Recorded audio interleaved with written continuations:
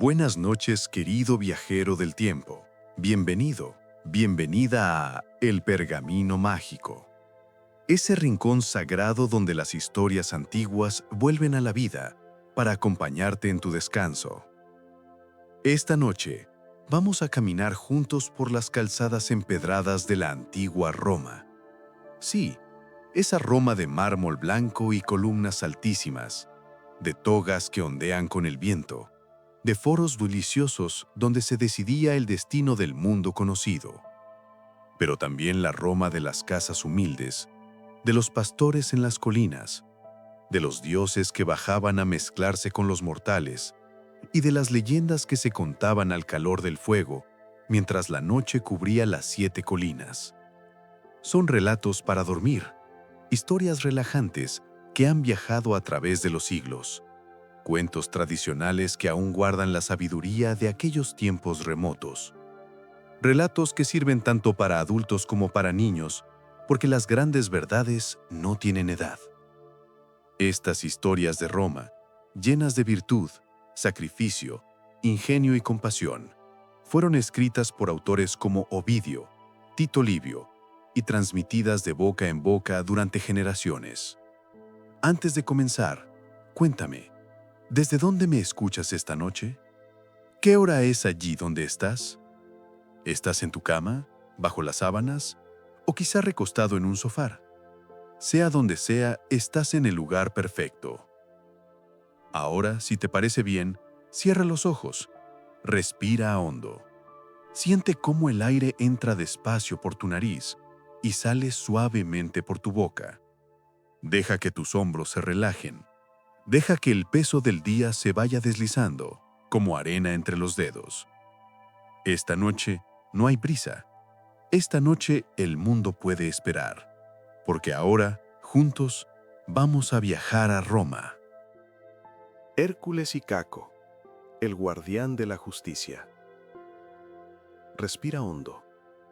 Deja que tu cuerpo se hunda un poco más en la almohada. Vamos a viajar ahora, tú y yo, hasta un tiempo en que Roma aún no era imperio, ni siquiera ciudad. Era apenas un conjunto de colinas verdes, cubiertas de bosques espesos y pastizales dorados donde pastaban rebaños de vacas y ovejas. Imagina el sol de la tarde, ese sol italiano que lo baña todo con una luz cálida, casi dorada. El aire huele a hierba seca, a tomillo silvestre, a tierra calentada por el día. Y en medio de ese paisaje tranquilo, por un camino polvoriento, avanza una figura imponente. Es Hércules. Quizás hayas oído hablar de él, el héroe más fuerte que jamás haya existido. Hijo del dios Júpiter y de una mujer mortal. Hércules, el de los 12 trabajos imposibles. Hércules, el que estranguló serpientes cuando aún era un bebé en su cuna. Hércules, cuyo nombre hacía temblar a monstruos y tiranos. Pero en este momento, Hércules está cansado. Viene de muy lejos. Acaba de completar uno de sus trabajos más peligrosos: robar el ganado del gigante Gerión, allá en los confines del mundo conocido, más allá de las columnas que él mismo levantó en el estrecho de Gibraltar. Ha atravesado montañas, desiertos, ríos. Ha luchado contra bandidos y bestias. Y ahora finalmente cruza por las tierras que algún día serán Roma, conduciendo ante él un magnífico rebaño de bueyes rojos, enormes, de cuernos brillantes como el marfil. Son 100 cabezas de ganado, quizás más. Avanzan despacio, mugiendo suavemente, levantando nubes de polvo con sus pezuñas. Hércules se detiene junto al río Tíber. El agua corre clara, fresca, cantarina entre las piedras. Los bueyes bajan las cabezas para beber, y Hércules se arrodilla también. Hunde sus manos en la corriente, se moja la cara, el cuello, los hombros enormes curtidos por el sol y las batallas. Bebe largo rato. El agua está deliciosa. Aquí descansaremos, murmura para sí mismo. Encuentra un claro entre los árboles, a los pies de una colina llamada el Aventino. Es un lugar hermoso. Los pájaros cantan en las ramas. El viento mece las hojas con un susurro constante como una canción de cuna. Hércules se recuesta sobre la hierba, usando su piel de león como almohada, y cierra los ojos. Solo un momento, solo para recuperar fuerzas. Y mientras él duerme, algo se mueve en la oscuridad de una cueva cercana. La cueva está escondida en las entrañas del monte Aventino. Es profunda, húmeda, y de ella sale un olor desagradable, a humo y a sangre vieja. Allí vive Caco. Caco es un ser terrible, un gigante, algunos dicen, un monstruo, dicen otros. Hijo del dios del fuego, Vulcano, Caco heredó el poder de su padre. Puede escupir llamas por la boca, puede hacer arder todo lo que toca. Pero mientras Vulcano usa el fuego para crear, para forjar armas hermosas y joyas brillantes, Caco lo usa para destruir, para aterrorizar. Caco es un ladrón, un asesino. Los pastores de la región le temen. Saben que si dejan sus rebaños sin vigilancia, Caco bajará de su cueva en la noche y se llevará a sus animales. Y nunca nadie ha podido recuperarlos, porque Caco es astuto, muy astuto. Esa tarde, Caco sale de su cueva y ve, a lo lejos, el magnífico rebaño de Hércules. Sus ojos brillan de codicia. Son los bueyes más hermosos que jamás haya visto, grandes, fuertes, perfectos. «Deben ser míos», susurra con voz áspera, como piedras raspando piedras. Pero Caco ve también a Hércules durmiendo, y aunque es malvado, no es tonto. Sabe quién es ese hombre, sabe de su fuerza legendaria. Atacarlo directamente sería una locura. Así que Caco espera hasta que el sol se hunde detrás de las colinas y el cielo se tiñe de púrpura y añil. Espera hasta que las primeras estrellas comienzan a brillar. Espera hasta que está seguro de que Hércules duerme profundamente. Entonces, silencioso como una sombra, se desliza hasta el rebaño. Elige cuidadosamente 4 toros, los más grandes, los más fuertes, 4 vacas, las más hermosas. Pero aquí viene lo ingenioso, lo que hace a Caco tan peligroso. No los conduce hacia adelante, hacia su cueva.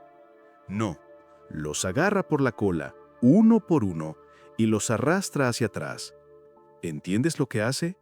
Los arrastra hacia atrás, de modo que sus huellas apuntan en dirección contraria a la cueva. Cualquiera que la siga pensará que los animales fueron en dirección opuesta a la cueva. Es brillante. Es cruel. Es el truco de un ladrón maestro. Poco a poco, con paciencia terrible, Caco arrastra a los 8 animales hasta su cueva. Los mete dentro, cierra la entrada con una roca enorme que solo él puede mover y se ríe en la oscuridad. Se ríe con una risa que suena como madera crujiendo en el fuego. Cuando Hércules despierta, el sol ya está alto. La luz de la mañana es brillante, limpia. Los pájaros cantan con alegría. Hércules se estira, bosteza, siente los músculos de su espalda crujir. Ha dormido bien. Se levanta y camina hacia su rebaño para continuar el viaje. Pero algo no está bien. Cuenta los animales. 1 vez, 2 veces. Frunce el ceño. Faltan 8. 4 toros, 4 vacas. Su corazón se acelera, no con miedo, sino con rabia. Ha viajado hasta el fin del mundo por este ganado, ha luchado contra un gigante de 3 cuerpos, ha cruzado mares y montañas, y ahora alguien, aquí, en estas tierras pacíficas, se atreve a robarle. Hércules examina el suelo, busca huellas, y las encuentra, sí, pero todas apuntan en dirección contraria a la colina. Apuntan hacia el río, hacia el sur. Camina en esa dirección durante horas, buscando, rastreando como un cazador, pero no encuentra nada. Las huellas desaparecen entre las rocas. Hércules regresa al campamento confundido, furioso. Algo no tiene sentido. Su instinto le dice que el ladrón está cerca, muy cerca. ¿Pero dónde? Decide continuar su viaje. Reúne al rebaño, comienza a conducirlos hacia el camino. Los animales mugen, se resisten un poco como siempre hacen las vacas cuando no quieren caminar. Y entonces sucede algo extraordinario.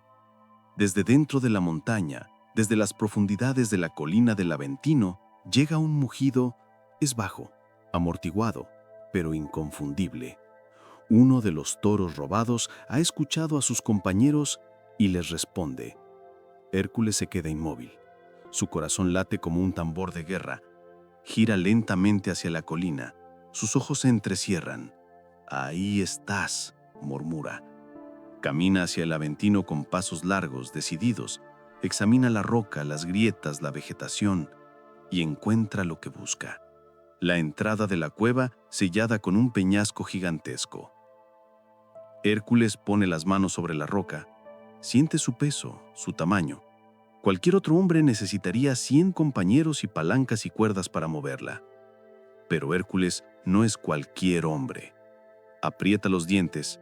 Los músculos de sus brazos se hinchan como cuerdas tensadas. Las venas de su cuello se marcan y empuja. La roca gime, cruje, se mueve. Y entonces, con un estruendo que hace temblar la tierra, Hércules arranca la roca de cuajo y la lanza ladera abajo, donde rueda y rueda hasta caer al río con un tremendo chapoteo. La entrada de la cueva queda abierta, oscura, amenazante, y desde dentro sale Caco. Es horrible de ver. Más grande que Hércules, encorvado con brazos largos como los de un simio. Su piel está cubierta de hollín y sangre seca.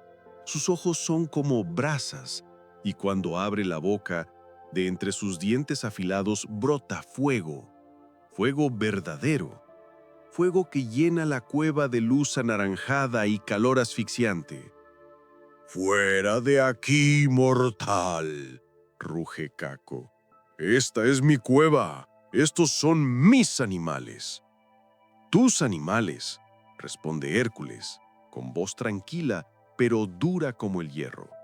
«Llevan mi marca, son míos, y voy a recuperarlos». Caco escupe una llamarada. El fuego sale disparado hacia Hércules como una lanza ardiente, pero Hércules se echa a un lado, rápido a pesar de su tamaño, y la llama golpea la roca detrás de él, que se ennegrece y agrieta. El héroe no lleva armas, no necesita armas, sus manos son suficientes. Se abalanza hacia adelante y agarra a Caco por el cuello. El monstruo es fuerte, inmensamente fuerte, y pelea como una bestia salvaje. Araña, muerde, escupe fuego. La cueva se convierte en un infierno de llamas y sombras danzantes. El aire es tan caliente que duele respirar. Pero Hércules ha luchado contra la hidra de 9 cabezas, ha sostenido el peso del cielo sobre sus hombros, ha bajado al mismísimo inframundo y regresado vivo. Caco, por terrible que sea, no puede vencerlo. Hércules aprieta con toda la fuerza de sus brazos legendarios. Caco se debate, patalea, sus llamas se hacen más débiles, más pequeñas. Intenta gritar, pero no le sale el aire. Y finalmente, después de una lucha que parece durar horas, pero que en realidad son solo minutos, Caco cae. Su cuerpo enorme se desploma sobre el suelo de la cueva. Las llamas se apagan. El silencio regresa. Hércules suelta el cuerpo sin vida y se incorpora, jadeando, cubierto de sudor y hollín. Camina hacia el fondo de la cueva y ahí están sus 8 animales, temblando pero ilesos. Los guía hacia la salida, hacia la luz del sol, hacia la libertad. La noticia del combate se extiende rápidamente. Los pastores de las colinas, que durante años vivieron con miedo de Caco, bajan corriendo al ver el humo. Cuando ven al monstruo muerto y a Hércules de pie junto a la entrada de la cueva, gritan de alegría. «¡Nos ha salvado!», dicen. Has acabado con la bestia que nos aterrorizaba. Un anciano se adelanta, el más viejo de todos.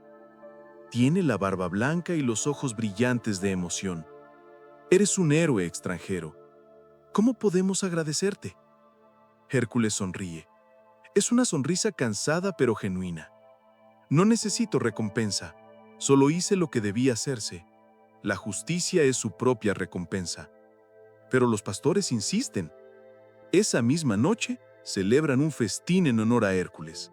Encienden hogueras enormes, sacrifican un buey en el altar que construyen ahí mismo, en el lugar donde Caco cayó. Cantan canciones, brindan con vino, cuentan historias hasta que las estrellas llenan todo el cielo. Y desde ese día, aquel lugar se volvió sagrado. Los romanos, cuando finalmente fundaron su ciudad en esas 7 colinas, construyeron allí un altar permanente. El Ara Máxima lo llamaron, el altar más grande. Y cada año durante siglos, celebraron un festival en honor a Hércules, recordando la noche en que el héroe más grande del mundo los liberó del monstruo que los aterrorizaba. La historia de Hércules y Caco nos recuerda algo importante, algo que los antiguos romanos valoraban por encima de casi todo: la virtud de la justicia. Hércules no luchó por gloria ni por riqueza. Luchó porque era lo correcto, porque había un mal que debía ser corregido, un ladrón que debía ser detenido, un monstruo que aterrorizaba a inocentes. Y también nos enseña que la astucia y la maldad, por ingeniosas que sean, nunca pueden vencer a la verdad y el valor. Caco pensó que su truco de las huellas invertidas lo haría invisible, pero la verdad siempre encuentra la manera de salir a la luz, siempre. Cuando te enfrentes a una injusticia, pequeña o grande, recuerda a Hércules. No necesitas ser el más fuerte del mundo, solo necesitas tener el valor de hacer lo correcto, aunque sea difícil, aunque estés cansado, aunque nadie te lo pida. La justicia al final es su propia recompensa. Cierra los ojos otra vez. Respira despacio, profundo. Siente cómo el aire entra fresco y sale tibio. Vamos a cambiar ahora el ritmo de nuestro viaje. Dejamos atrás las batallas y la fuerza. Ahora entramos en un jardín. Un jardín que huele a manzanas maduras, a flores de primavera, a tierra húmeda recién trabajada. Esta es una historia diferente, más suave, más lenta. Una historia sobre el amor, ¿sí? Pero no ese amor apasionado y urgente. No, este es el amor paciente, el que espera, el que se transforma una y otra vez hasta encontrar el momento justo, la palabra justa, la forma justa de tocar un corazón. Vamos a conocer a Pomona. Vertumno y Pomona, el amor que florece con paciencia. En las colinas cercanas a Roma, en un tiempo en que los dioses aún caminaban entre los mortales sin llamar la atención, vivía una ninfa llamada Pomona. Su nombre significa fruto, y nunca hubo nombre más apropiado para alguien. Pomona no era como las otras ninfas. Mientras sus hermanas pasaban los días bailando junto a los arroyos, peinando sus cabellos en las fuentes, cantando canciones al viento, Pomona prefería estar sola en su jardín, su precioso, magnífico jardín. Imagínalo conmigo. Un huerto extenso, rodeado por un muro bajo de piedra cubierto de musgo. Dentro, hileras perfectas de árboles frutales. Manzanos de ramas retorcidas cargadas de frutas rojas como rubíes. Perales con sus frutos dorados que brillan bajo el sol. Ciruelos de flores blancas como la nieve en primavera. Higueras de hojas grandes y verde oscuro que dan sombra generosa. Pomona conocía cada árbol por su nombre. Bueno, no literalmente, pero casi. Sabía cuál necesitaba más agua, cuál prefería la sombra de la tarde, cuál daba frutos más dulces si lo podabas en luna menguante. Caminaba entre ellos descalza, con una túnica sencilla atada a la cintura, el cabello recogido en una trenza suelta de la que siempre escapaban algunos mechones. En una mano llevaba su herramienta más preciada, una pequeña hoz curva de bronce, afilada como una navaja, que usaba para podar, injertar, dar forma. Pomona hablaba con sus árboles. Le susurraba mientras trabajaba. Ya está, decía mientras cortaba una rama seca. Así respirarás mejor, así tus frutos serán más dulces. O cuando injertaba una rama de un árbol en otro, miren ustedes dos, van a ser amigos ahora, van a crecer juntos, van a crear algo nuevo, algo que ninguno de ustedes podría hacer solo. Su jardín era famoso en toda la región. Los viajeros se desviaban de su camino solo para asomarse por encima del muro y ver aquel paraíso. Los pájaros cantaban ahí con más alegría que en ningún otro lugar. Las abejas zumbaban entre las flores con dedicación casi reverente. Y cuando llegaba el otoño, cuando los árboles se llenaban de frutos, el jardín parecía estar hecho de luz. Luz dorada, roja, púrpura, verde. Pero había algo curioso sobre Pomona, algo que desconcertaba a muchos. No le interesaban los pretendientes. Y pretendientes tenía muchos. Era hermosa, por supuesto, con esa belleza simple y genuina de quien pasa sus días al aire libre, bajo el sol. Pero más que su belleza, lo que atraía a tantos era su pasión, su dedicación, la forma en que sus ojos brillaban cuando hablaba de sus árboles, de sus injertos, de la cosecha. Venían sátiros de los bosques, con sus patas de cabra y sus flautas de caña, a tocar canciones junto a su muro. Pomona ni siquiera levantaba la vista. Venían faunos jóvenes, saltando ágilmente sobre las piedras, ofreciéndole guirnaldas de flores silvestres. Ella sonreía educadamente y seguía podando. Venía Pan mismo, el dios de los pastores, con su séquito de cabras y su olor a bosque salvaje. Tocaba su siringa, esa flauta mágica que hacía bailar a las piedras. Pomona cerró su jardín ese día y no salió hasta que él se fue. No es que fuera cruel, no es que los despreciara. Simplemente no le interesaban. Su corazón ya estaba lleno de árboles, de frutos, de tierra y sol y lluvia. No había espacio para el amor. O al menos, eso creía ella. Pero alguien la observaba. Alguien que no se rendía. Alguien que, a diferencia de todos los demás, estaba dispuesto a esperar, a cambiar, a transformarse cuantas veces fuera necesario. Su nombre era Vertumno. Vertumno era un dios, el dios de las estaciones, de los cambios, de las transformaciones. Gobernaba sobre el paso del tiempo en la naturaleza, la primavera que se convierte en verano, el verano que madura en otoño, el otoño que se desnuda en invierno. Él era quien hacía que las semillas brotaran, que las flores se convirtieran en frutos, que las hojas verdes se volvieran doradas antes de caer. En su forma verdadera, Vertumno era hermoso, joven, radiante, con ojos que cambiaban de color según la estación. Pero tenía un don especial, un poder que ningún otro dios poseía con tanta maestría.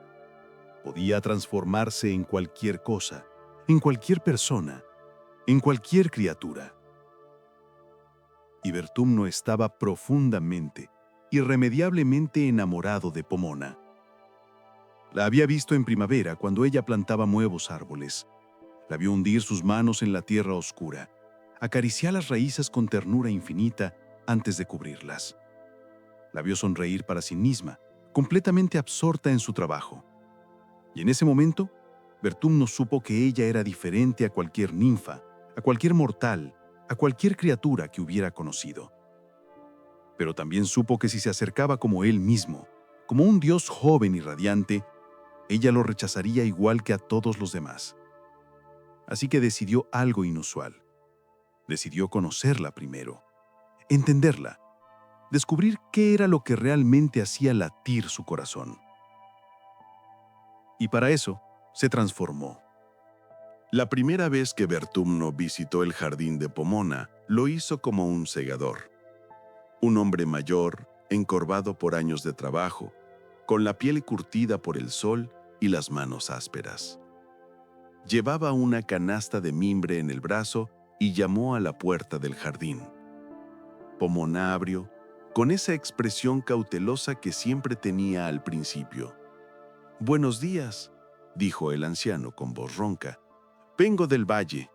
Me dijeron que aquí venden el trigo más hermoso de la región». «No, perdón, o eran frutas». Pomona sonrió. Era una sonrisa genuina, amable. «¿Frutas? Sí. Pasa, por favor». Y el anciano pasó. Caminó lentamente entre los árboles, maravillándose en voz alta de cada uno. Pomona, que normalmente era reservada, comenzó a hablar. Le contó sobre sus técnicas de injerto, sobre cómo había conseguido que un ciruelo diera 2 tipos diferentes de frutos en la misma rama. El anciano escuchaba con atención, haciendo preguntas inteligentes, asintiendo con aprobación. Cuando se fue, llevando algunas manzanas en su canasta, Pomona se sintió extrañamente feliz. Había sido agradable tener a alguien que realmente entendía, que realmente apreciaba su trabajo. Unos días después, Vertum no volvió, esta vez como un soldado. Joven, fuerte, con armadura de bronce brillante y una lanza en la mano. Dijo que venía de campaña, que había oído hablar de aquel jardín maravilloso y quería verlo con sus propios ojos antes de partir de nuevo a la guerra. Pomona lo dejó entrar, aunque con más reticencia. No le gustaban los soldados. Le parecían ruidosos, bruscos. Pero este era diferente. Caminaba con cuidado entre los árboles, como si temiera romper algo. Se arrodilló junto a una mata de fresas silvestres y las observó largo rato antes de preguntar, con voz suave, «¿Cómo consigues que sean tan rojas? En mi tierra las fresas son pequeñas y pálidas». Y Pomona de nuevo se encontró hablando, explicando, enseñando. Así continuó durante semanas, durante meses. Vertumno volvía una y otra vez, cada vez con una forma diferente. Vino como un pescador que traía algas del río para fertilizar la tierra. Vino como un viñadero que compartía secretos sobre la poda. Vino como un apicultor que le trajo una colmena nueva para su jardín. Vino como un niño pequeño que se había perdido y necesitaba refugio. Cada vez Pomona lo recibía, y cada vez sin darse cuenta, su corazón se abría un poco más. No al amor, todavía no, pero a la compañía, a la conversación, a la idea de que quizás, solo quizás, no necesitaba estar completamente sola para ser feliz. Vertum no aprendía con cada visita, aprendía lo que la hacía reír, las historias absurdas, los juegos de palabras tontos. Aprendía lo que la preocupaba. Una plaga de pulgones, una tormenta que se acercaba. Aprendía sus sueños, injertar algún día una manzana con sabor a miel, crear un peral que diera frutos todo el año. Y mientras más la conocía, más la amaba. Pero también entendía que apresurarse sería arruinarlo todo. Pomona era como sus árboles, necesitaba tiempo, paciencia, el cuidado adecuado para florecer. Llegó el otoño. El jardín estaba en su máximo esplendor. Los árboles se doblaban bajo el peso de sus frutos. El aire olía a manzanas maduras y a tierra húmeda. Las hojas comenzaban a cambiar de color, tiñéndose de dorado y carmesí. Vertumno decidió que era el momento. Pero no vendría como un dios joven y hermoso. No todavía. Primero, una última transformación. Se convirtió en una anciana, una mujer pequeña, encorvada, con el cabello blanco como la nieve recogido en un moño. Llevaba un bastón de madera nudosa y cojeaba ligeramente. Sus ojos, sin embargo, eran brillantes, vivos, llenos de inteligencia. Llamó a la puerta del jardín una tarde dorada. Pomona abrió y al ver a la anciana, inmediatamente la ayudó a entrar. «Descansa aquí, abuela», dijo con amabilidad. «Te traeré agua fresca». La anciana sonrió y se sentó en un banco de piedra bajo un manzano. Cuando Pomona volvió con el agua, la anciana le pidió que se sentara a su lado. «¿Qué lugar más hermoso has creado, niña?», dijo con voz suave, casi musical. «He viajado mucho en mi larga vida y nunca he visto un jardín como este». Pomona se sonrojó levemente. «Gracias, es mi vida, mi pasión». «Se nota», dijo la anciana. «Cada árbol aquí está plantado con amor. Pero, dime, querida, ¿no te sientes sola a veces?». Pomona parpadeó, sorprendida por la pregunta. «¿Sola? ¿No? Tengo mis árboles, mi trabajo». «Ah, sí, tus árboles». La anciana señaló con su bastón hacia dos olmos que crecían juntos, sus ramas entrelazadas. «Mira esos dos. ¿Ves cómo crecen? Uno sostiene al otro. Juntos son más fuertes que cualquiera de ellos por separado. Eso es hermoso, ¿verdad?». Pomona asintió lentamente. «Sí, siempre me ha gustado esa pareja». «¿Y qué pasaría?», continuó la anciana con voz suave, «si uno de ellos creciera solo, sin compañía, sin nadie con quien entrelazar sus ramas? Seguiría siendo un árbol hermoso, sin duda, pero ¿sería tan feliz? ¿Tan completo?». Pomona no respondió. Miraba los olmos con una expresión pensativa que la anciana nunca le había visto. Entonces, la anciana le contó una historia dentro de nuestra historia. Le habló de una princesa llamada Anaxárete, quien era tan hermosa que todos los hombres de su ciudad la amaban. Pero ella era orgullosa, fría, despreciaba a todos sus pretendientes. Había uno en particular, un joven llamado Ifis, quien la amaba con desesperación sincera. Le escribía poemas, le dejaba flores, le suplicaba solo una palabra amable. Pero Anaxárete se reía de él. Un día, Ifis, incapaz de soportar más el rechazo, se quitó la vida frente a la puerta de su amada. Y cuando Anaxárete miró por la ventana y vio su cuerpo sin vida, cuando vio el dolor que su crueldad había causado, su corazón se endureció tanto que los dioses la convirtieron en piedra, en estatua, para que se quedara así por toda la eternidad, mirando para siempre el resultado de su falta de compasión. «No te cuento esto para asustarte, querida», dijo la anciana con suavidad. «Solo para recordarte que el amor, el verdadero amor, es un regalo raro, y rechazarlo sin siquiera considerarlo, bueno, eso puede convertir un corazón en piedra. No literalmente quizá, pero sí de otras formas». Pomona estaba pálida. Sus manos temblaban ligeramente. «Yo no soy cruel. Nunca he sido cruel con nadie». «Lo sé, niña, lo sé. Pero cerrar tu corazón por completo, ¿no es eso también una forma de crueldad? Hacia ti misma, sino hacia los demás». La anciana se puso de pie con dificultad, apoyándose en su bastón. «Piénsalo, querida, piénsalo. Tus árboles son hermosos, pero incluso ellos necesitan ser injertados, unidos con otros para crear algo nuevo. ¿Por qué serías tú diferente?». Y comenzó a alejarse hacia la puerta del jardín. Pero entonces sucedió algo extraordinario. A mitad de camino, la anciana comenzó a cambiar. Su espalda se enderezó, su piel arrugada se alisó, su cabello blanco se volvió dorado, después castaño, después del color de las hojas de otoño.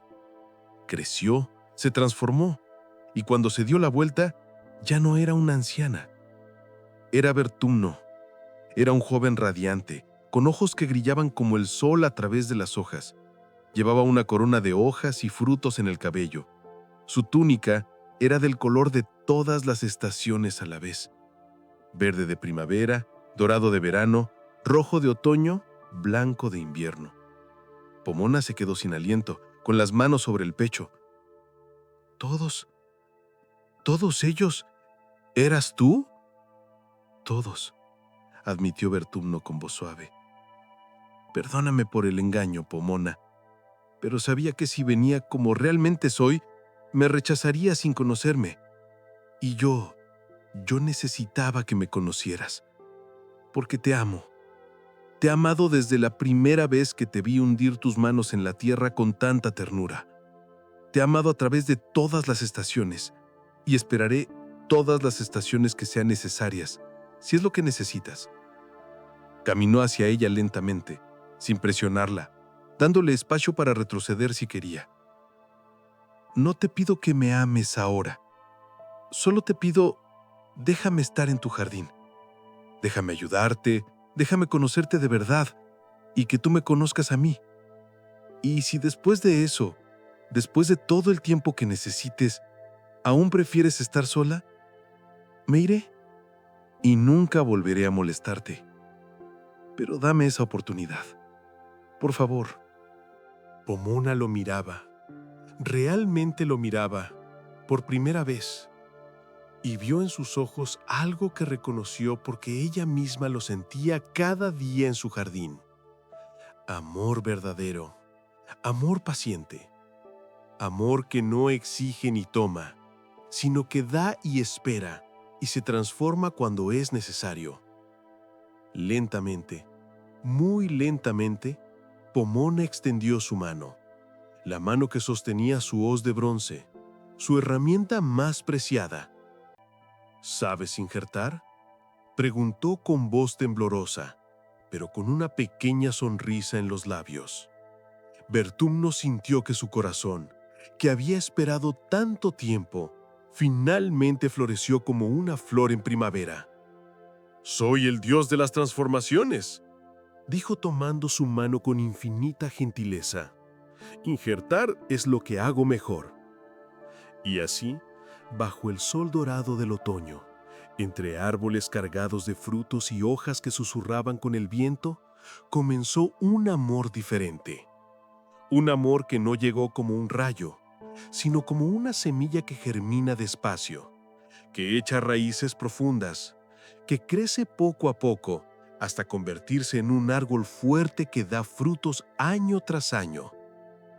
Cuentan que desde ese día, Pomona y Vertumno cuidaron el jardín juntos.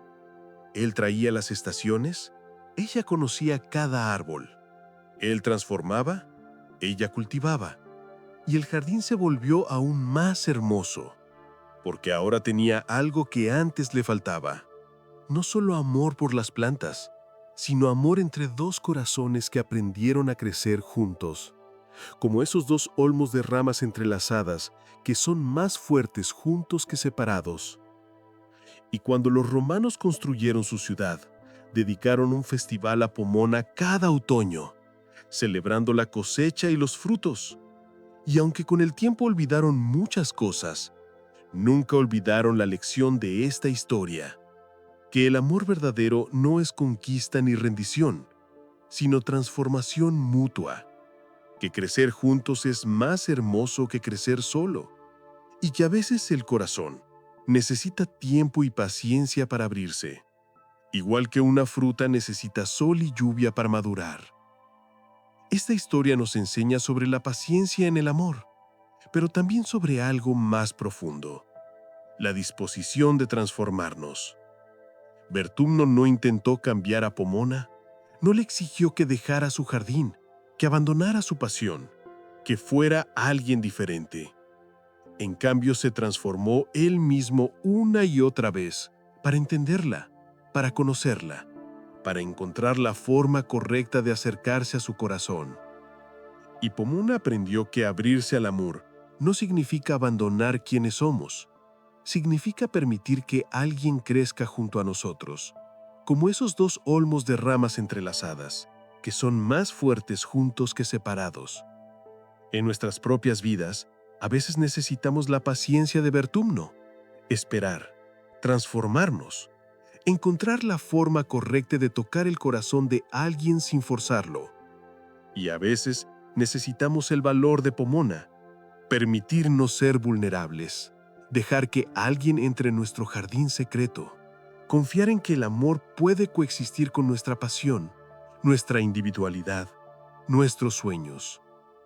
El amor no es invasión, es injerto. Dos vidas que se unen para crear algo nuevo sin dejar de ser lo que son. Respira. Despacio. Profundo. Siente cómo tu cuerpo se hunde un poco más en la cama, como si la almohada te abrazara. Vamos a entrar ahora en un territorio diferente. Dejamos atrás el jardín luminoso y nos adentramos en el bosque. Un bosque sagrado, silencioso, donde los árboles son tan antiguos que recuerdan cuando el mundo era joven. Esta es una historia sobre la sabiduría, sobre el silencio, sobre aprender a escuchar, no solo con los oídos, sino con el alma. Vamos a conocer a un rey, pero no un rey conquistador, no un rey guerrero, un rey diferente. Un rey que entendió que gobernar no es solo mandar, sino también, y sobre todo, escuchar. Su nombre era Numa Pompilio.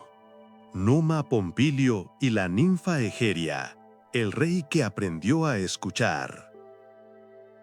Imagina Roma, pero no la Roma que conoces, no la Roma de mármol y columnas y foros imponentes. Esta es la Roma recién nacida, apenas un asentamiento de chozas de barro y pajas sobre las 7 colinas.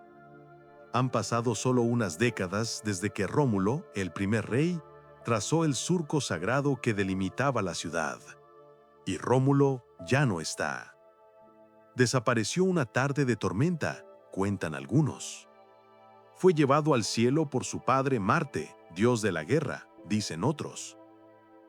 Lo que sea que haya pasado, Roma quedó huérfana, sin rey, sin guía. Y los romanos estaban asustados, porque Roma, hasta ese momento, había sido forjada en la guerra. Rómulo la fundó con violencia, secuestró a las mujeres sabinas, luchó contra los pueblos vecinos, expandió las fronteras a punta de espada. Los romanos sabían pelear, sabían conquistar, pero no sabían vivir en paz. ¿Cómo se hace eso? ¿Cómo se construye una ciudad, una sociedad sin guerra constante? ¿Cómo se crean leyes, ceremonias, tradiciones? ¿Cómo se honra a los dioses correctamente? Los senadores, esos ancianos sabios que aconsejaban al rey, se reunieron durante días. ¿Necesitaban un nuevo rey? ¿Pero quién?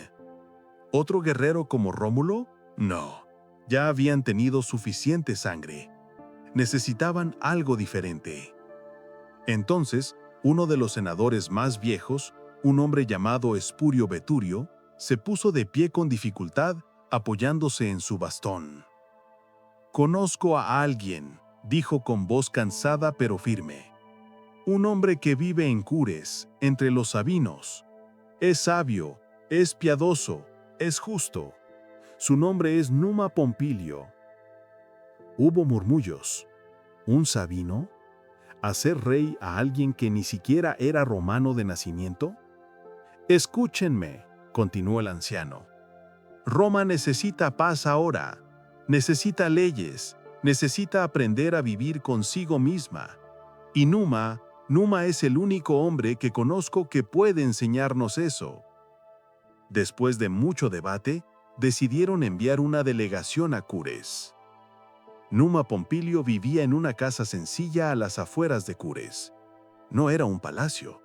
Era apenas una construcción de piedra y madera sobre las 7 colinas.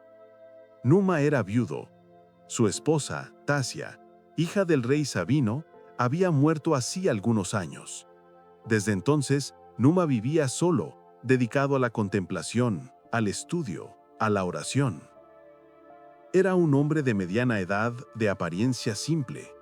No era particularmente alto ni fuerte. No tenía la presencia imponente de un guerrero.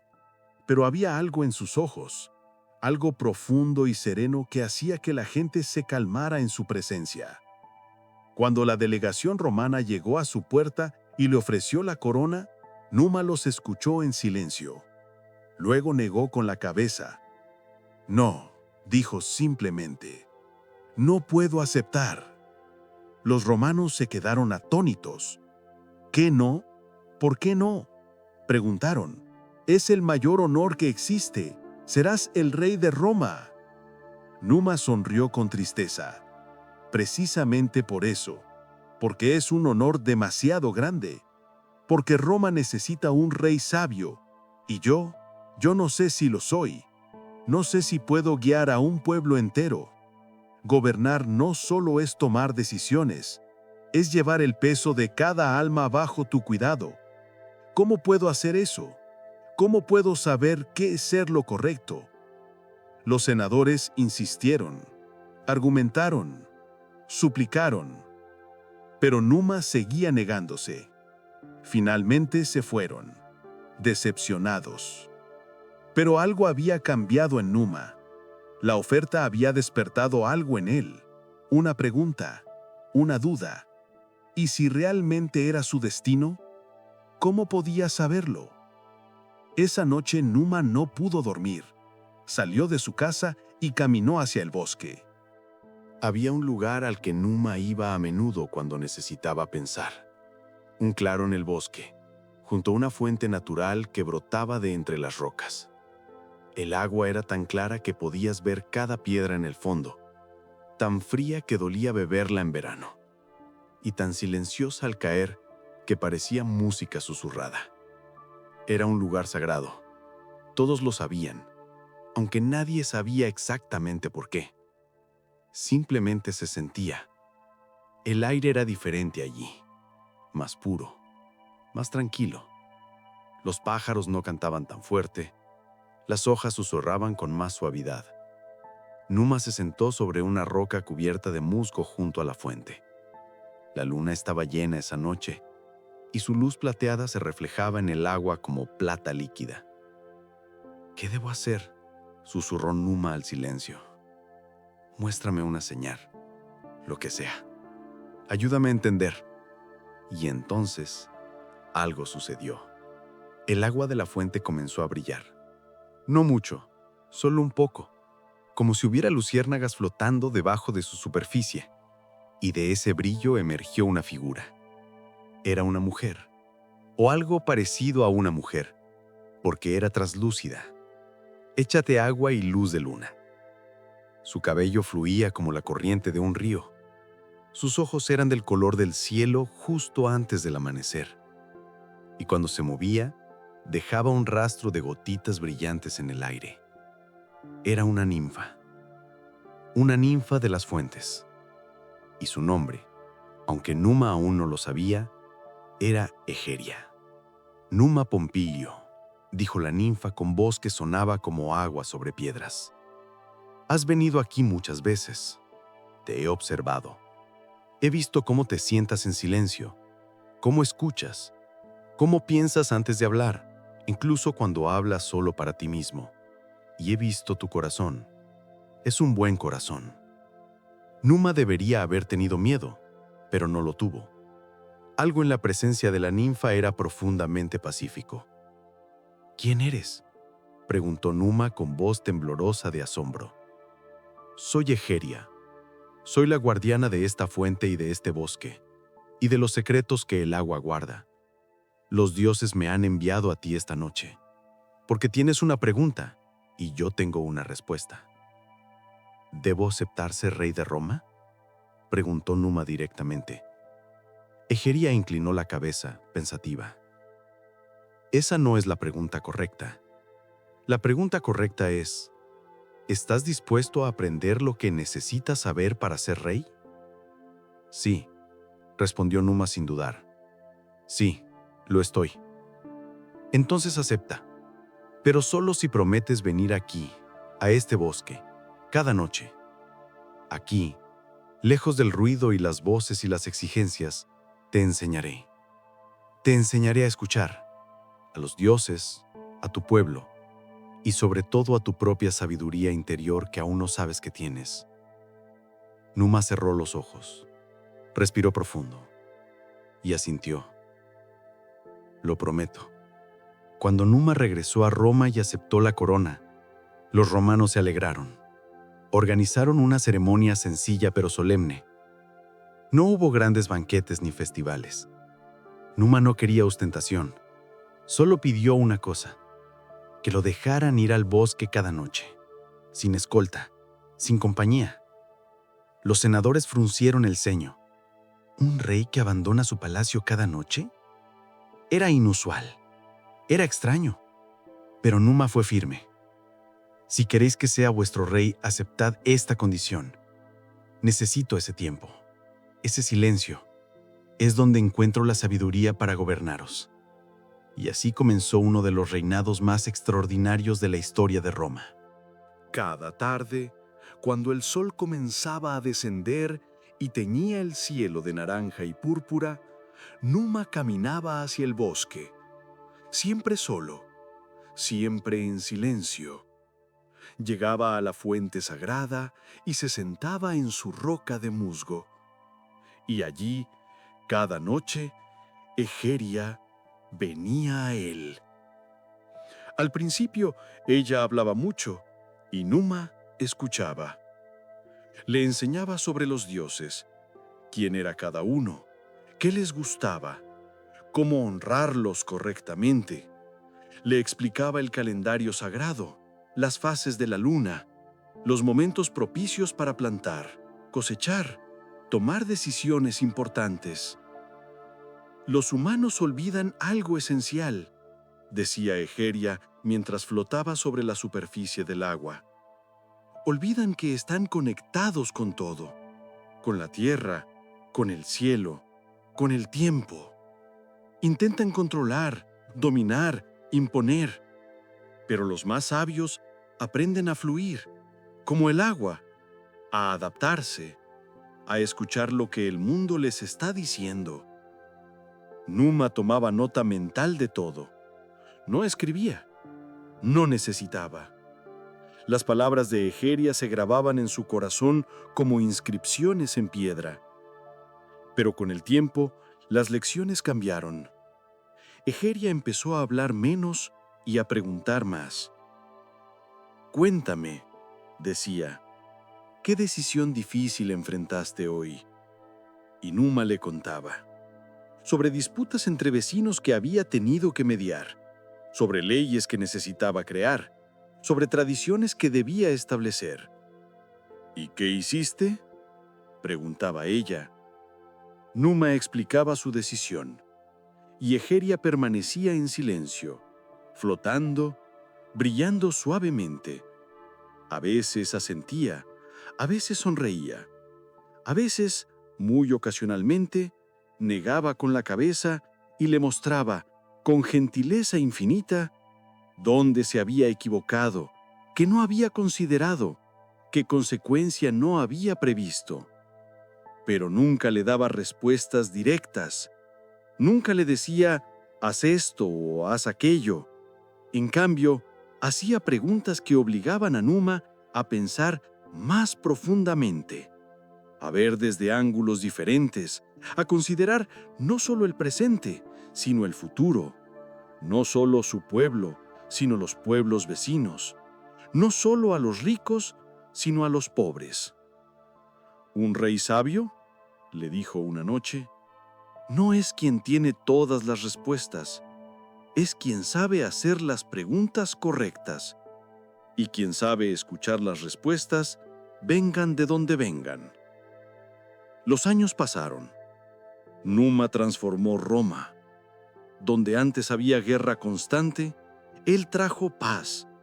Cerró las puertas del templo de Jano, el dios de las puertas, que solo se cerraban cuando Roma no estaba en guerra. y permanecieron cerradas durante todo su reinado. 43 años de paz. Algo inaudito. Creó el calendario romano, dividiendo el año en meses, estableciendo días sagrados para honrar a cada dios. Antes de Numa, el tiempo era caótico, impredecible. Después de Numa, tenía orden, ritmo, significado.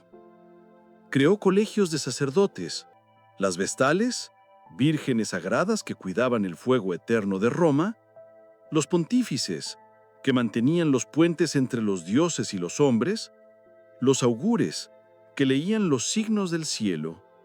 Creó leyes justas, sencillas pero profundas. Una de sus favoritas decía: «Los límites de tu tierra son sagrados. No los muevas ni los cruces sin permiso. Respetar los límites del otro es respetar al otro». Promovió la agricultura, las artes, el comercio pacífico. Roma, que había sido un campamento militar, comenzó a convertirse en una ciudad de verdad, con templos, mercados, ceremonias, tradiciones. Y todo esto, los romanos lo sabían. Venía de aquellas noches en el bosque, de aquellas conversaciones junto a la fuente sagrada con la ninfa que solo Numa podía ver. Algunos dudaban, ¿realmente había una ninfa? ¿O Numa simplemente iba al bosque a pensar en soledad? ¿Importaba acaso?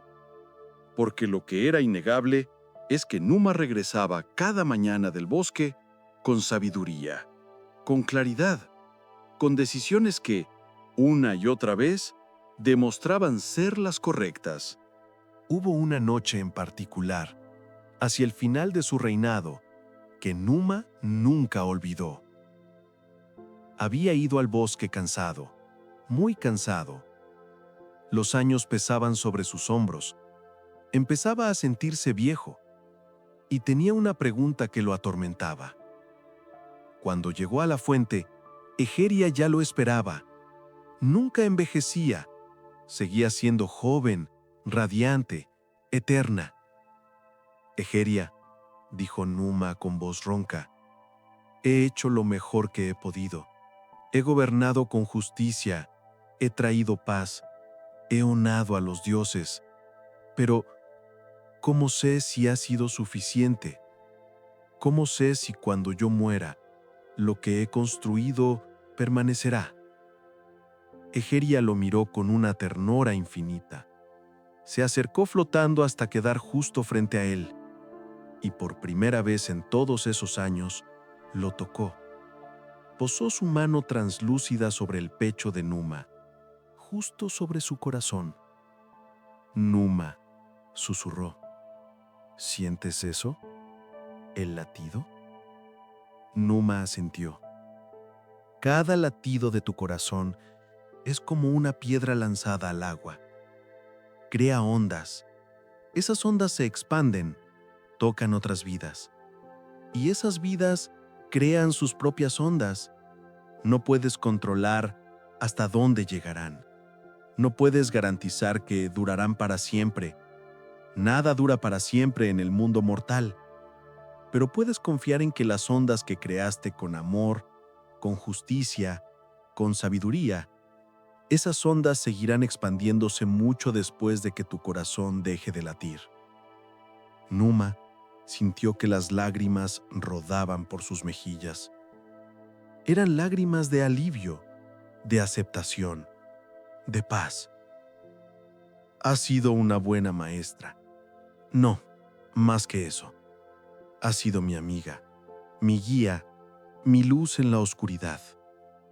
«¿Y tú?», respondió Egeria, «has sido el mejor alumno que podría haber pedido, porque aprendiste lo más difícil de aprender, que la verdadera sabiduría no es hablar, sino escuchar. No es imponer, sino comprender. No es conquistar, sino servir». Se quedaron en silencio largo rato, escuchando el susurro del agua, el canto nocturno de los grillos, el murmullo del viento entre las hojas. Numa Pompilio murió en su cama, rodeado de paz, a una edad muy avanzada. Dicen que su último aliento fue un suspiro de gratitud. Y dicen también que cuando murió, Egeria lloró. Lloró tanto que sus lágrimas formaron un nuevo arroyo que aún corre por aquel bosque sagrado. Y que si vas ahí en las noches de luna llena, aún puedes verla, flotando sobre el agua, esperando al próximo alma que necesite aprender a escuchar. Los romanos nunca olvidaron a Numa. Lo recordaron no como el rey guerrero, sino como el rey sabio, el que les enseñó que la paz es más valiosa que la victoria, que las leyes justas son más poderosas que las espadas, que honrar lo sagrado es honrar la vida misma, y cada vez que un líder romano se enfrentaba a una decisión difícil, los ancianos le decían: «Ve al bosque, siéntate en silencio, escucha», como Numa.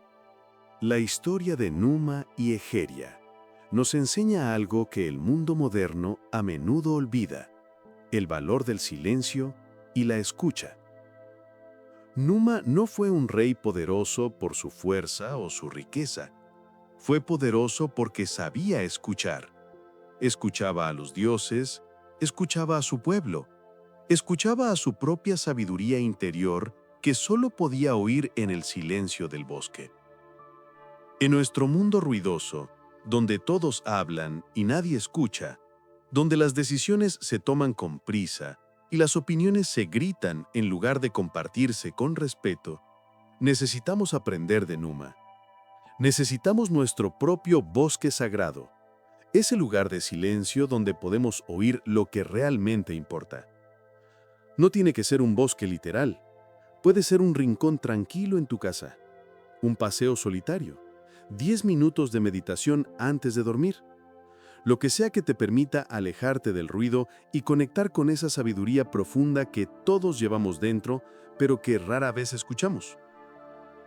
Y recuerda, la verdadera sabiduría no es tener todas las respuestas. Es saber hacer las preguntas correctas y tener la humildad de admitir cuando no sabes y la paciencia de esperar hasta que la respuesta llegue. Como el agua de la fuente de Egeria, que fluye constante, paciente, clara, siempre disponible para quien se detenga a escucharla.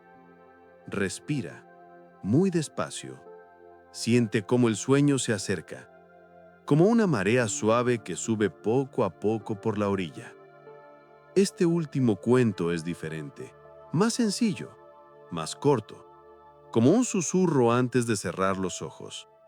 Es una historia sobre gratitud, sobre memoria, sobre cómo un gesto pequeño puede cambiar el curso de una vida, de una ciudad, de la historia misma.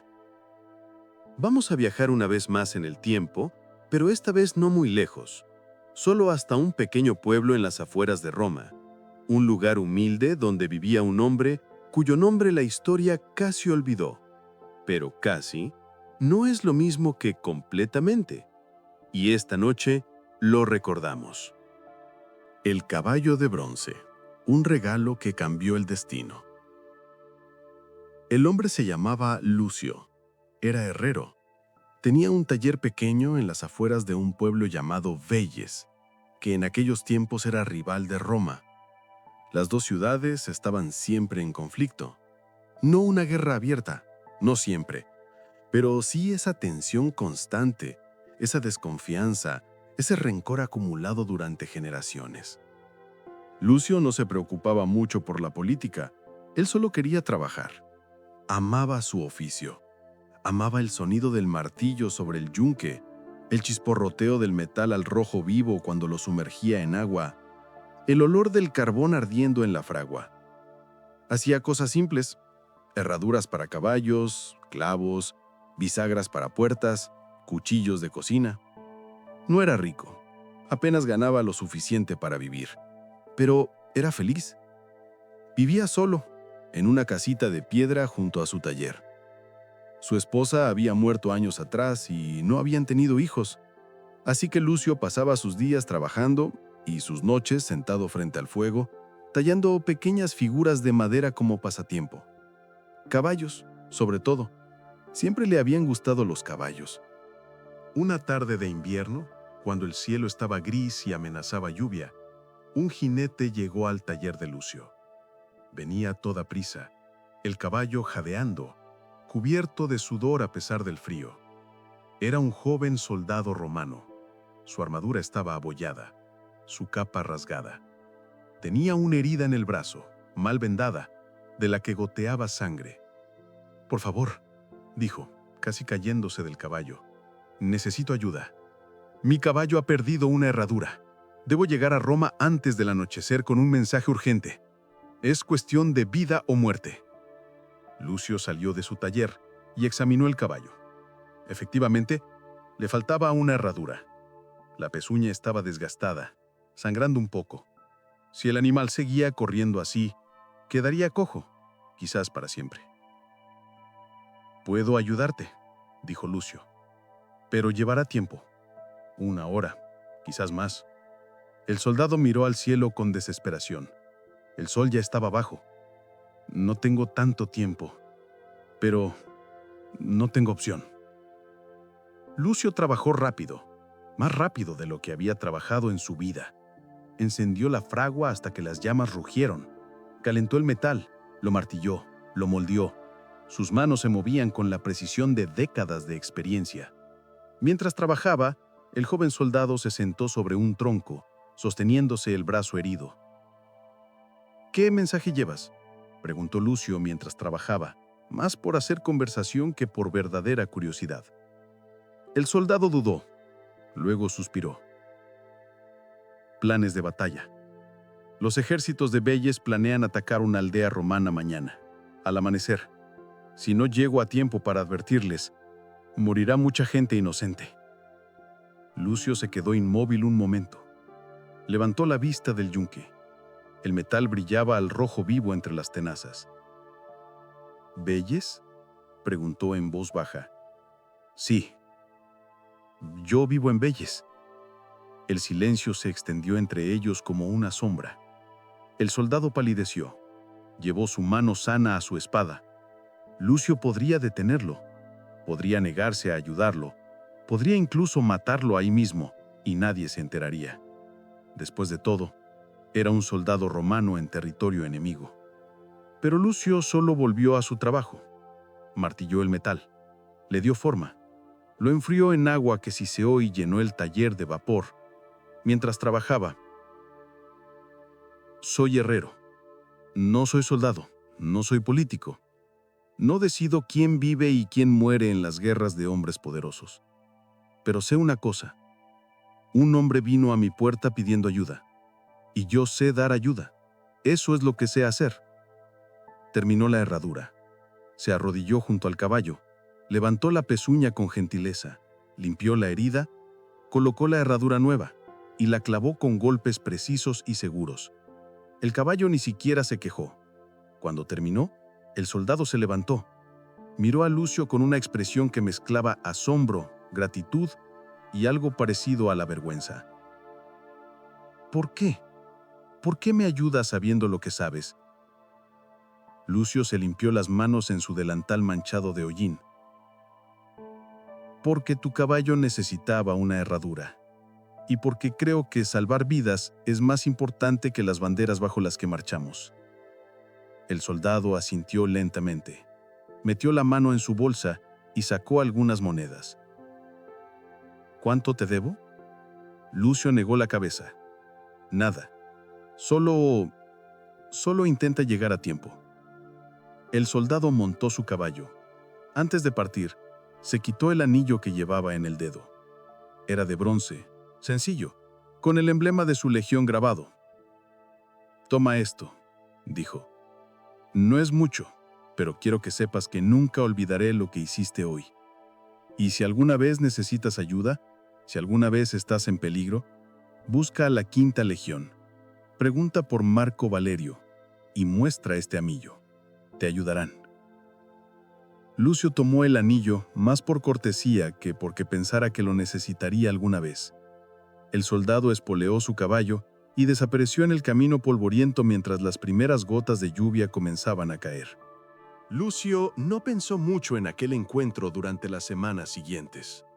Volvió a su rutina, el martillo, el yunque, la fragua. El anillo quedó guardado en un cajón de su mesa. Pero entonces, un mes después, todo cambió. Los romanos atacaron Veyes. No fue una escaramuza, no fue una incursión, fue una invasión completa. Legiones enteras rodearon la ciudad. El asedio duró días. Y cuando finalmente las murallas cayeron, los soldados romanos entraron como una marea de hierro y furia. Lucio estaba en su taller cuando escuchó los gritos, el estruendo de armas, el crujir de edificios ardiendo. Salió corriendo y vio el humo negro elevándose sobre el pueblo. La gente corría en todas direcciones, gritando, llorando, buscando refugio donde no lo había. Los soldados se acercaban, casa por casa, taller por taller. Lucio supo que no tenía escapatoria. Era demasiado viejo para correr, demasiado lento, y no tenía armas para defenderse, solo sus herramientas de herrero. Volvió corriendo a su casa. Su mente trabajaba con rapidez. ¿Qué hacer? ¿Dónde esconderse? Y entonces recordó. El anillo. Corrió a su mesa, abrió el cajón con manos temblorosas, encontró el anillo de bronce y se lo puso en el dedo. Salió de su casa justo cuando un grupo de soldados romanos doblaba la esquina.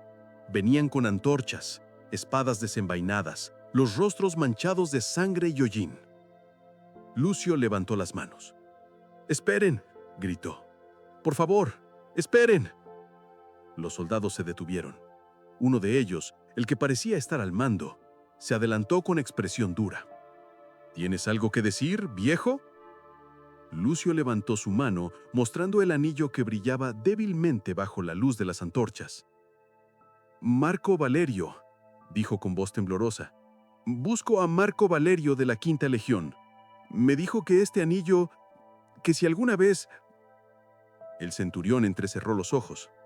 Se acercó, tomó la mano de Lucio y examinó el anillo.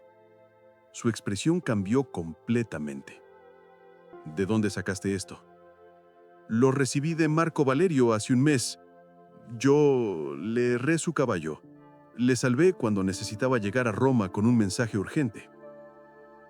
El centurión miró a sus hombres, luego de nuevo a Lucio. Lentamente asintió. «Conozco esa historia. Marco habló de ello. Dijo que un herrero de Veyes le salvó la vida. Dijo que si algún día encontrábamos a ese hombre, teníamos una deuda con él». Se volvió hacia sus soldados y luego a Lucio. «Este hombre no será tocado, ¿entendido? Ni él ni su propiedad. Es un amigo de Roma». Y así, mientras Veyes ardía y caía, mientras tantas vidas se perdían y tantas casas quedaban en ruinas, el pequeño taller de Lucio permaneció intacto. Los soldados romanos pasaban frente a él y seguían de largo. Algunos incluso le saludaban con respeto. Cuando la batalla terminó y los romanos tomaron control de la ciudad, Lucio fue convocado ante el general. Era un hombre imponente, con armadura brillante y capa púrpura. Se llamaba Camilo, y era uno de los comandantes más respetados de Roma. «Me han contado tu historia. Cómo ayudaste a uno de nuestros soldados cuando no tenías razón para hacerlo. Cómo pusiste la compasión por encima de la lealtad ciega a tu ciudad». Lucio no sabía qué decir. Simplemente asintió. «Roma necesita hombres como tú. Artesanos, constructores, gente que crea en lugar de destruir. Te ofrezco esto. Ven a Roma. Establece tu taller allí. Tendrás protección, clientes, una buena vida. Es lo menos que podemos hacer». Lucio aceptó. ¿Qué otra opción tenía? Su ciudad estaba destruida, su pueblo dispersado. Y así, con solo su caja de herramientas y algunos recuerdos, Lucio viajó a Roma y comenzó de nuevo. Años después, cuando Lucio ya era un anciano respetado en Roma, Cuando su taller prosperaba y sus herraduras eran consideradas las mejores de la ciudad, recibió una visita. Era Marco Valerio. Ya no era un joven soldado. Ahora era un comandante, cubierto de cicatrices y con decoraciones. Pero sonreía con la misma calidez de aquella tarde lluviosa. «Nunca te agradecí apropiadamente», dijo Marco. «Así que encargué esto para ti». Desenvolvió un paño y reveló una estatuilla de bronce. Era un caballo, pequeño, del tamaño de una mano, pero exquisitamente detallado. Cada músculo, cada crin, perfectamente representado. Y en su base, una inscripción.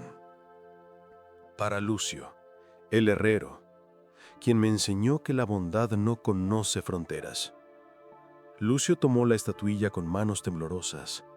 Las lágrimas rodaban por sus mejillas arrugadas. «Es hermosa», susurró. «Gracias». «No», dijo Marco, poniendo una mano sobre el hombro del anciano. «Gracias a ti, por recordarme que incluso en medio de la guerra, la humanidad puede sobrevivir, por mostrarme que un gesto pequeño puede cambiar todo». Lucio guardó aquella estatuilla en un lugar de honor en su taller, y cada vez que un cliente entraba y la veía, preguntaba por su historia. Y Lucio la contaba, una y otra vez. La historia del soldado, el mensaje urgente, la decisión de ayudar a pesar del peligro. Y cuando Lucio murió, muchos años después, dejó la estatuilla a su aprendiz más joven con una sola instrucción. «Cuéntala. Cuenta esta historia, para que nadie olvide que la bondad siempre importa. Siempre». Y así, la historia del caballo de bronce pasó de generación en generación.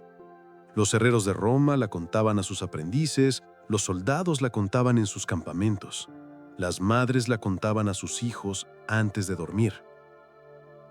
Y aunque el bronce eventualmente se oxidó, aunque la estatuilla se perdió en algún rincón polvoriento de la historia, la lección permaneció: que un gesto de bondad, por pequeño que parezca, puede crear ondas que se expanden más allá de lo que jamás imaginaremos. Que ayudar a alguien cuando no tienes razón para hacerlo es la forma más pura de humanidad.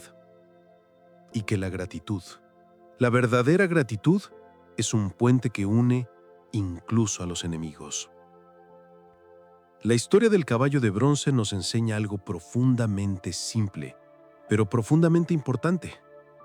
Nunca subestimes el poder de un acto de bondad. Lucio no hizo nada heroico, no luchó en batallas, no pronunció discursos inspiradores. Simplemente hizo su trabajo. Simplemente ayudó cuando le pidieron ayuda.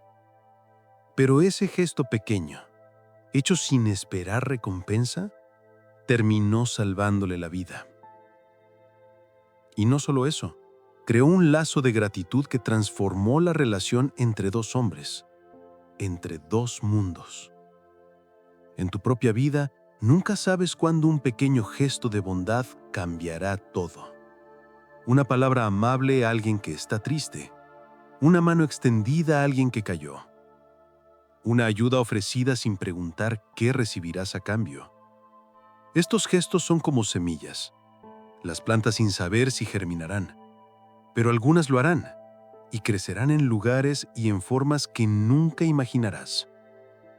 Sé como Lucio. Ayuda porque es lo correcto. Sé bondadoso porque esa es la forma en que deberías habitar el mundo. Y confía en que el universo, de maneras misteriosas, encuentra formas de devolver esa bondad cuando más la necesitas. La gratitud es un puente. La bondad es la herramienta que lo construye. Y ambos pueden salvar vidas, literalmente y en sentido figurado. Y así, querido viajero, llegamos al final de nuestro viaje por la antigua Roma. Has caminado por sus colinas cuando aún eran verdes y salvajes. Has visto al héroe más fuerte del mundo defender la justicia. Has paseado por jardines donde el amor florece con paciencia. Has escuchado los susurros de una diosa en el silencio del bosque sagrado. Y has aprendido que un gesto simple de bondad puede cambiar el destino. 4 historias, 4 lecciones, pero todas conectadas por un hilo invisible, un mensaje que los antiguos romanos entendían profundamente y que nosotros, en nuestro mundo moderno y apresurado, a menudo olvidamos. Hércules nos enseñó que la verdadera fuerza no está solo en los músculos, sino en el coraje de hacer lo correcto incluso cuando nadie te lo pide. La justicia no espera recompensas. La virtud es su propio premio. Y cuando vemos un mal en el mundo, por pequeño o grande que sea, tenemos la responsabilidad de enfrentarlo, no con violencia innecesaria, sino con determinación inquebrantable. Vertumno y Pomona nos recordaron que el amor verdadero no es conquista ni rendición, sino transformación mutua, que la paciencia es la virtud más hermosa del corazón, que crecer juntos, como 2 árboles con raíces entrelazadas, es más bello que crecer solo, y que a veces el corazón necesita tiempo para abrirse, como una flor necesita el sol y la lluvia para florecer. Numa y Egeria nos mostraron el poder del silencio, en un mundo que nos grita constantemente, que nos exige respuestas inmediatas y decisiones apresuradas. Ellos nos enseñaron a detenernos, a escuchar, a buscar ese lugar sagrado dentro de nosotros donde reside la verdadera sabiduría. Nos recordaron que un líder sabio no es quien habla más fuerte, sino quien escucha más profundamente, y que las mejores decisiones vienen no del ruido, sino del silencio. Y Lucio, el humilde herrero, nos enseñó la lección más simple y más profunda de todas. Sé bondadoso. Ayuda cuando puedas. No porque esperes recompensa, no porque sea fácil, sino porque es lo correcto. Porque esos gestos pequeños de humanidad son los que construyen puentes entre mundos, los que salvan vidas, los que crean ondas de bondad que se expanden más allá de lo que jamás imaginaremos. Estas historias tienen más de 2000 años. Los hombres y mujeres que las contaron por primera vez junto al fuego en las noches frías de Roma están muertos desde hace milenios. El imperio que construyeron cayó hace siglos. Las columnas se derrumbaron, los templos se convirtieron en ruinas, pero las historias permanecen. Permanecen porque hablan de verdades eternas, de la justicia, el amor, la sabiduría y la bondad, de aquellas cosas que no cambian sin importar cuánto tiempo pase, sin importar qué imperios caigan o qué tecnologías inventemos, porque al final somos humanos, y los humanos necesitamos las mismas cosas que necesitaban hace 2000 años. Necesitamos saber que el bien puede triunfar sobre el mal. Necesitamos creer que el amor paciente puede conquistar corazones cerrados. Necesitamos el silencio donde encontrar nuestra propia voz. Y necesitamos recordar que la bondad importa, siempre importa, incluso cuando nadie nos ve, especialmente cuando nadie nos ve. Esta noche, mientras te hundes en el sueño, mientras tu respiración se hace más lenta y más profunda, lleva contigo estas lecciones de Roma, no como mandamientos grabados en piedra, sino como semillas plantadas en tu corazón, semillas que germinarán cuando las necesites, que florecerán en momentos inesperados, que darán fruto cuando te enfrentes a tus propios monstruos, cuando busques tu propio amor, cuando necesites tu propio silencio, cuando tengas la oportunidad de extender tu propia mano en ayuda. Porque tú también eres parte de esta historia infinita. Tú también estás creando ondas que se expandirán más allá de lo que puedes ver. Tú también tienes el poder de ser héroe, de ser amante paciente, de ser sabio, de ser bondadoso. Y eso, querido viajero, es más poderoso que cualquier imperio, más duradero que cualquier columna de mármol, más precioso que cualquier corona de laurel. Respira hondo, una última vez. Siente cómo el aire entra limpio y fresco y sale llevándose consigo las preocupaciones del día, las tensiones acumuladas, todo lo que no necesitas en este momento de paz. Cierra los ojos si aún no lo has hecho. Siente el peso de tu cuerpo hundiéndose en la cama, como si la tierra misma te sostuviera con ternura infinita. Imagina por un momento que estás acostado en una colina romana, bajo un cielo lleno de estrellas. El aire huele a tomillo silvestre. A lo lejos, escuchas el murmullo del Tíber, y todo está en paz. Todo está bien. Tú estás bien. Y mientras te deslizas hacia el sueño, mientras tu mente se aquieta y tu corazón se calma, recuerda, mañana será un nuevo día, con nuevas oportunidades de ser valiente, de ser paciente, de ser sabio, de ser bondadoso. Pero eso es mañana. Ahora solo descansa.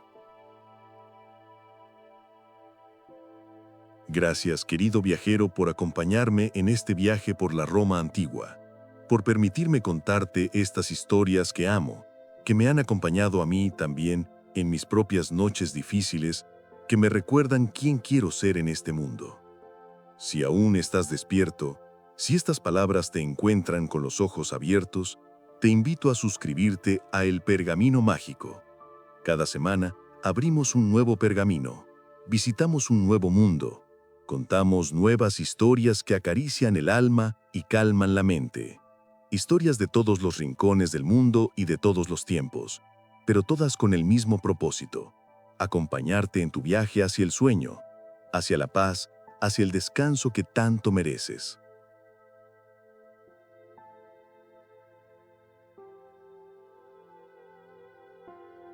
Activa las notificaciones. Deja un comentario contándome desde dónde me escuchas, qué historia te gustó más, qué cultura te gustaría explorar la próxima semana. Tu voz importa. Eres parte de esta comunidad de viajeros nocturnos, de soñadores, de almas que buscan belleza y sabiduría incluso en el momento de cerrar los ojos. Y ahora, querido amigo, querida amiga, te dejo con esta última bendición romana. Bona nox. Buenas noches. Que los dioses antiguos velen tu sueño. Que los héroes de las historias guarden tus puertas. Que las ninfas de las fuentes lleven tus preocupaciones río abajo hacia el mar, donde se disuelven en la inmensidad. Que tu sueño sea profundo como el silencio del bosque sagrado. Que tus sueños sean dulces como los frutos del jardín de Pomona. Que despiertes renovado como Roma renacía con cada nuevo rey sabio. Y que recuerdes, siempre, que llevas dentro de ti todo lo que necesitas: la fuerza de Hércules, la paciencia de Vertumno, la sabiduría de Numa y la bondad de Lucio. Eres más de lo que crees. Eres parte de esta historia eterna de la humanidad que comenzó alrededor de una hoguera hace miles de años y que continúa esta noche contigo, aquí, ahora. Descansa bien, viajero del tiempo. Nos volveremos a encontrar en el próximo pergamino. Hasta entonces, que camines en paz.